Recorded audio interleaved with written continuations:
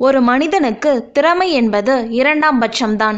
தன்னம்பிக்கையும் கடின உழைப்பும் இருந்தால் ஒருவன் வாழ்க்கையில் எப்படியும் முன்னுக்கு வர முடியும் என்பதற்கு உதாரணமாகத்தான் எம்ஜிஆரின் வாழ்க்கையை நான் பார்க்கின்றேன். இப்படித்தான் ஆரம்பித்தார் நடிகர் சிவகுமார் அவர்கள். எம்ஜிஆருடன் 2 படங்களில் இணைந்து நடித்தவன் நான். அவருடனான என் அனுபவங்களை பகிர்ந்து கொள்வது ஒரு புறம் இருக்கட்டும், அதற்கு முன் அவரது வாழ்க்கையில் என்னை மிகவும் பாதித்த சில சம்பவங்களை பகிர்ந்து கொள்ள விரும்புகிறேன்.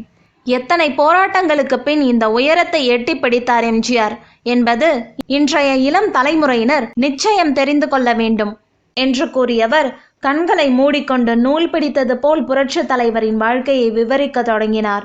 எம்ஜிஆரின் முதல் படம் சதி லீலாவதி. அதில் ஒரு சிறிய போலீஸ் வேடத்தில் நடித்த போது அவருக்கு வயது 19. கந்தசாமி முதலியார் என்பவர்தான் அந்த படத்தை தயாரித்தார்.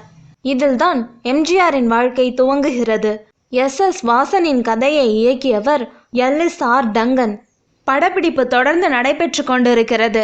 தினமும் ஷூட்டிங் வந்து காத்திருக்கிறார் எம்ஜிஆர். அவருக்கு எந்த வேஷமும் கொடுக்கப்படவில்லை. இப்படியே தொடர்ந்து 16 நாட்கள் வந்து காத்திருந்து விட்டு வேஷம் எதுவும் இன்றி திரும்புகிறார். 17வது நாள்தான் அவரது காத்திருத்தலுக்கு பலன் கிடைக்கிறது. போலீஸ் வேஷத்துக்கு ஒரு பையனை சொன்னோமே, யாருப்பா என்று கேட்கிறார் டைரக்டர். எம்ஜிஆரை கொண்டு வந்து டங்கன் முன்னால் நிறுத்துகின்றனர். ஏற இறங்க பார்த்தவர் சைக்கிள் இருக்கா என்று கேட்கிறார். இல்லை என்றதும், என்னையா இது, சைக்கிள் இல்லாம எப்படி போலீஸ் வேஷம் பண்ணுவ? We will take this scene some other day என்றார் டங்கன். இல்லை சார், சைக்கிள் தானே, 5 நிமிஷத்தில் சைக்கிளோட வரேன் என்று சொல்லிவிட்டு செட்டை விட்டு வெளியே வருகிறார் எம்ஜிஆர். ஸ்டுடியோ எதிரே உள்ள பெட்டிக்கடையில் ஒரு சைக்கிள் நின்று கொண்டிருக்கிறது. போய் அதை டக்குன்னு தூக்கிட்டு வந்துட்டார். எம்ஜிஆருக்கு சைக்கிள் ஓட்ட தெரியாது. ஷாட்டில் எம்ஜிஆரை சைக்கிளில் உட்கார வைத்து தள்ளிவிடுகிறார் ஒரு அசிஸ்டன்ட் டைரக்டர். 4 பெடல் பண்ணுவதற்குள் தொப்பென்று இந்த பக்கம் வந்து விழுந்து விடுகிறார். இப்படியே பல டேக்குகள் போகிறது. அதற்குள் சைக்கிளின் சொந்தக்காரர் வந்து விடுகிறார். என் சைக்கிளை திருடிட்டு வந்துட்டியா என்று அவர் சத்தம் போட ஒரே சலசலப்பு. சார், பல நாள் காத்திருந்து வேஷம் கிடைக்காம இன்னைக்கு இந்த சைக்கிளால தான் வேஷம் கிடைச்சிருக்கு, கொஞ்சம் பொறுத்துக்கங்க, ஷாட் முடிஞ்சதும் கொடுத்துடுறேன் என்றார் எம்ஜிஆர். வார்த்தைக்கு மனம் இறங்குகிறார் சைக்கிள் உரிமையாளர். அந்த காலத்தில் சொந்த சைக்கிள் வைத்துக்கொள்வது என்பது இன்றைக்கு சொந்தமாக கார் வைத்துக்கொள்வதற்கு சமம். அந்த சைக்கிள் உரிமையாளர் தான் பின்னாளில் சிவாஜியை வைத்து பராசக்தி படத்தை இயக்கிய இரட்டை இயக்குனர்கள் கிருஷ்ணன், பஞ்சுவில் ஒருவரான கிருஷ்ணன். இந்த சம்பவத்திற்கு பிறகு அவர் எம்ஜிஆரின் நண்பராகிறார். பின்னர் எம்ஜிஆரை வைத்து பெற்றால்தான் பிள்ளையா படத்தை இயக்கியதும் இந்த கிருஷ்ணன் தான். 1936 தொடங்கும் எம்ஜிஆரின் சினிமா வாழ்க்கை சொல்லிக்கொள்ளும்படி சிறப்பானதாக அமையவில்லை. சின்ன சின்ன வேஷங்கள் தான் கிடைக்கிறது. கடவுள் இருக்காரா இல்லையா, புராண படங்களில் நடிக்கலாமா வேண்டாமா என்று பல தயக்கங்கள் அவர் மனதில் ஓடிக்கொண்டிருந்த காலகட்டம் அது. அதனால் கடவுள் வேஷம் போடுவதை தவிர்க்கிறார். ஒரு கட்டத்தில் 3 மாதங்கள் சாப்பாட்டுக்கு கூட வழி இல்லாமல் கஷ்டப்படும் நிலைமை ஏற்படும் போது வேறு வழி இல்லாமல் புராண இதிகாச கதாபாத்திரங்களை ஏற்கிறார். இந்த வறுமைக்கு இடையே 23 வயதில் எம்ஜிஆருக்கு திருமணம் நடைபெறுகிறது. பம்பாயில் மாயா மச்சந்திரா படத்தில் நடித்து கொண்டிருக்கிறார். அந்த நேரத்தில் அம்மா சீரியஸ் என்று ஒரு தந்தி வருகிறது. பதறிப்போய் விழுந்தடித்து ஓடுகிறார். ஊருக்கு போனால் அம்மாவுக்கு ஒன்றுமில்லை, மகனுக்கு திருமண ஏற்பாடுகள் செய்து வைத்திருக்கிறார்கள். உண்மையை சொன்னால் எம்ஜிஆர் வரமாட்டார் என்பதால் பொய் தந்தி அடித்து அவரை வரவழைத்து விட்டார்கள்.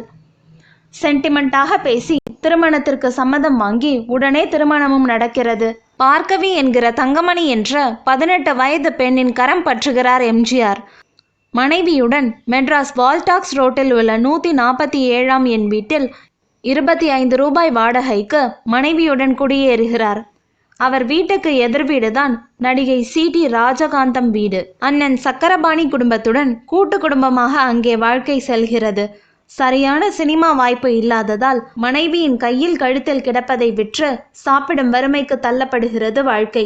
கஷ்ட ஜீவனம் என்றாலும் பார்ப்பதற்கு வசீகரமாக இருப்பார் எம்ஜிஆர். பையன் சுருட்ட முடியோட நல்லா செவப்பா பார்க்க என்ன மாதிரியே இருக்கான், ஏதாவது வேஷம் கொடுங்க என்று M.K. தியாகராஜ பாகவதர் சிபாரிசு செய்ய அசோக்குமார் படத்தில் எம்ஜிஆருக்கு ஒரு சின்ன வேடம் கிடைக்கிறது.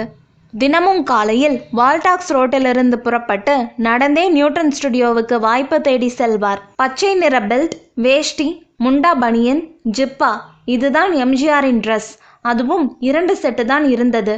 இரவு ஒன்றை துவைத்து காயப்போட்டு காலையில் சொம்புக்குள் கரியை போட்டு இஸ்திரி செய்து உடுத்துவார். வாய்ப்பு தேடி செல்லும் இடங்களில் எல்லாம், என்னப்பா ராஜகுமாரன் மாதிரி இருக்க, சின்ன வேஷமெல்லாம் வேண்டாம் என்று வாய்ப்பு தர மறுத்து விடுவர். ஒரு நாள் இப்படி வாய்ப்பு தேடி கோல்டன் ஸ்டுடியோ சென்ற போது வழியில் ஒருவரை சந்திக்கிறார். அண்ணு, என்ன ஞாபகம் இருக்கா? மதுரை ஒரிஜினல் பாய்ஸ் கம்பெனியில உங்க கூட நடிச்சேன். நீங்க ஆணையடி பள்ளிக்கூடத்தில் படிக்கும்போது உங்களை பார்த்திருக்கிறேன் என்று சொன்னதும், எப்படி இருக்கீங்க என்று விசாரிக்கிறார் எம்ஜிஆர். சாப்பிட்டு 2 நாள் ஆகுது என்று இருக்கிறார் அவர். அப்படியா என்று தன் பாக்கெட்டை துழாவிய போது அதில் 7 ரூபாய் இருந்துள்ளது.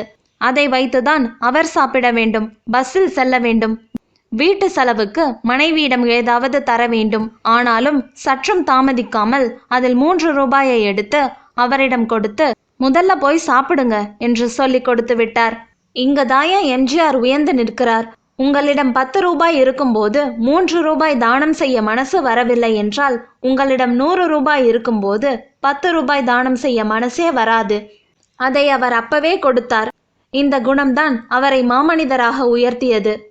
திருமணமாகி 2 வருடங்கள் ஆகிவிட்ட நிலையில் மகளை பார்ப்பதற்காக ஒரு நாள் மெட்ராஸ் வருகிறார் பார்க்கவியின் தந்தை லக்ஷ்மண ஐயர். இங்கே மகளின் நிலைமையை பார்த்துவிட்டு உடம்பை தேய்ச்சி அனுப்புகிறேன் என்று சொல்லி கூடவே ஊருக்கு அழைத்து செல்கிறார். அங்கே போனால் அவருக்கும் வேலை எதுவும் இல்லை. நிலைமை இன்னும் மோசமாகிறது. சரியான உணவின்றி பார்க்கவியின் உடல் பலகீனமாகிறது. அவசரமாக ஊருக்கு கிளம்பி வரும்படி எம்ஜிஆருக்கு ஒரு நாள் தந்தி வருகிறது. புறப்பட்டு போனால் ஊரில் எல்லோரும் மௌனமாக இருக்கின்றனர். மனைவியை வீடு முழுவதும் தேடுகிறார். எங்கே பார்க்கவி என்று கேட்டவருக்கு, பார்க்கவி நம்மை விட்டு போயிட்டா, உடலை புதைச்சிட்டோம் என்று இடியாக வந்து விழுகிறது பதில். தன் மனைவியின் முகத்தை கூட இறுதியாக பார்க்க முடியாத வருத்தத்தில் நொறுங்கி போகிறது அவர் மனம்.